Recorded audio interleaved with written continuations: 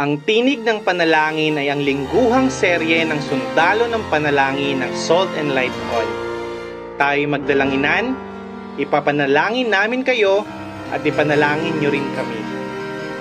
Ama naming Diyos, naway ang kalooban mo lamang ang siyang maghari sa sangkalupaan, hindi ang kalooban ko, kundi ang kalooban mo ang mangyari.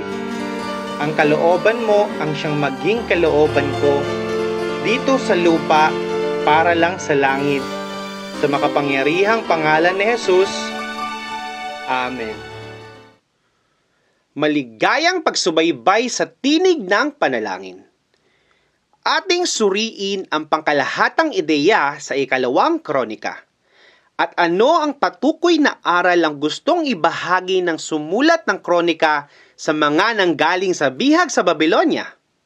At paano kaya natin maisasabuhay ang mga magandang aral ng aklat na ito?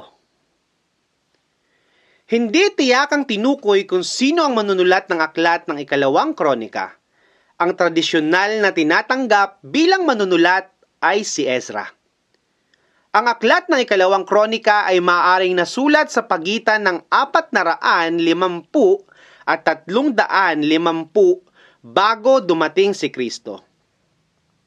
Itinala ng aklat ng 2 Kronika ang kasaysayan ng kaharian ng Juda. Mula sa paghahari ni Solomon hanggang sa pagtatapos ng pagkatapon sa Babylonia. Nakakalungkot ang pagbagsak ng Juda. Sana ay naging aral sa kanila ang kinasapitan ng kanyang kapatid sa hilaga na si Israel. Bagamat halos parehas ang sinapit nila, nakatalaga na ang inukit na kapalaran ng Diyos sa kanyang piniling Juda. Sabi sa Jeremias Kabanata 20, versikulo 11, sapagkat batid kong lubos ang mga plano ko para sa inyo, mga planong hindi ninyo ikakasama, kundi para sa inyong ikakabuti. Ito'y mga planong magdudulot sa inyo ng kinabukasang punong-puno ng pag-asa. Sa kabila ng lahat ng kakulangan at pagkakasala ng Juda, nanatili pa rin ang pangako at pag-ibig ng Diyos sa kanila. At hindi hinayaan ng Diyos na lubusang mawasak ang Juda at sila'y hindi niya iniwan o pinabayaan hanggang sa huli. Patuloy niyang ibinabalik ang Juda sa kanyang kalooban. Hinayaan ng Diyos na masakop ang Juda ng Babylonia ng 70 taon upang sila'y magsisi, magbalik loob sa Kanya at maitama sa kanilang mga pagkakamali. At ibinalik din naman sila ng Diyos sa pamamagitan ng Kanyang saganang habag at biyaya. Inudyukan din niya ang hari ng Persia na si Ciro upang palayain at makabalik ang mga Israelita sa kanilang bansa. Ano ang binibigyang pansin ng sumulat ng 2 Kronika sa mga bumalik na mga Israelita mula sa Babylonia? Isa, ay magbalik loob sa Diyos.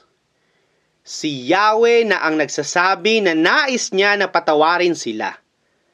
Pagalingin ang mga sugat ng kanilang nakalipas. Sino man ang mananalangin ng may pagsisisi at pagpapakumbaba ay sumasa kanya ang Diyos. Pumapanig siya sa mga pumapanig sa kanya.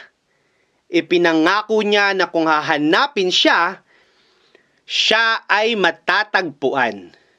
Ngunit kung siya'y itatakwil din sila ng Diyos. Pangalawa, kailangan nilang balikan ang kanilang nakalipas na kasaysayan.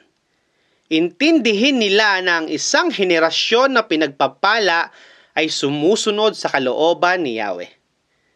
Pangatlo, hinihikayat ng sumulat ng 2 Kronika na pag-aralan ng mga katagumpayan ng mga namuno sa kanila. Ang mabubuting pagbabago patungkol sa pagsamba na kanilang inatasang maganap sa buong kaharian. Kung susubaybayan natin ang mga naging hari ng Juda, iilan lamang ang mga haring namuhay ng kalugod-lugod sa Diyos hanggang huli. Ngunit ninais ng aklat na ito na ugnayin ang magandang pamamalakad ng mabuting hari sa bagong kabanata ng buhay ng mga bumalik galing sa bihag. Hindi madaling kalimutan ang mga nangyari sa kanila.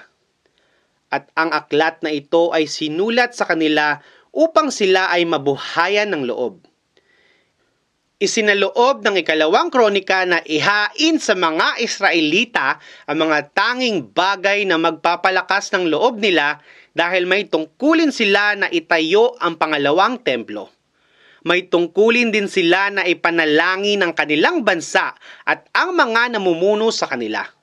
May tungkulin din silang mamuhay na ganap na mga mamamayan. Iniimbitahan ko kayong mga tagapakinig na suriin natin ang buhay natin kung ayaw nating sapitin ng naging kapalaran nila.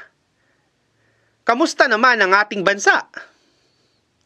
Pinapanalangin ba natin na maghari ang Diyos sa ating bansa? Kamusta naman ang ating mga pinuno? Pinapanalangin ba natin na maayos ang kanilang pamamahala? Kamusta naman tayong mga mamamayan? Pinapanalangin ba natin na magkaisang diwa tayo ayon sa ikabubuti ng bansa?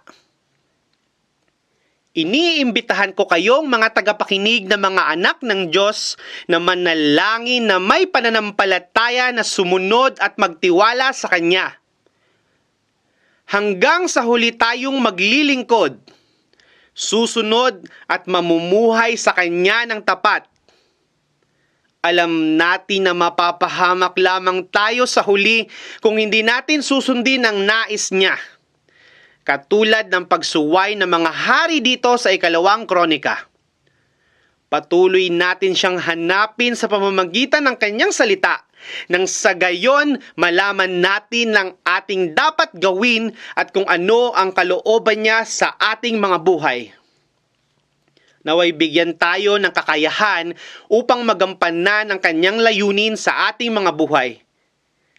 Kailangan natin ng karunungang makalangit upang malaman ang Kanyang kalooban, gayon din naman upang magkaroon tayo ng pangunawa at malapit na kaugnayan sa Kanya na Siyang magbibigay sa atin ng kakayahan upang maging gaya ni Kristo sa isip, sa salita, at sa gawa. Hanggang sa muli, ako si Teo, ang inyong sundalo ng panalangin.